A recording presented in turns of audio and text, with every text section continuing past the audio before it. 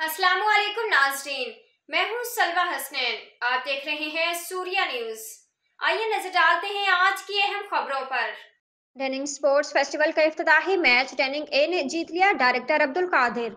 जेबल university को शिकस्त। जून 2 के सदर जमील अहमद ने क्रिकेट टूर्नामेंट का इफ्तिताह किया।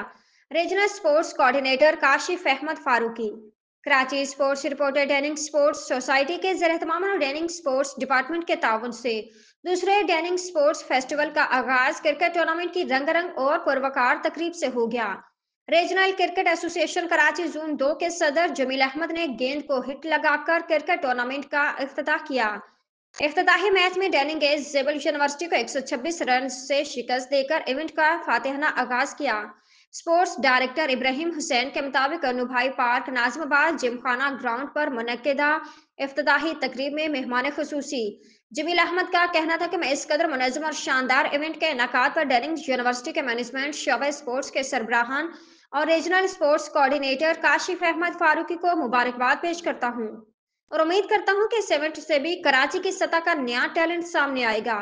इफ्तिताही मैच में डेनिंग ए ने जेबल यूनिवर्सिटी को 78 रन के बड़े मार्जिन से शिकस्त दी। डेनिंग ए के पहले खेलते मुकर्ररा ओवर्स में 223 रन स्कोर किए, जहाँ में जेबल यूनिवर्सिटी की पूरी टीम 145 रन पर आउट हो गई।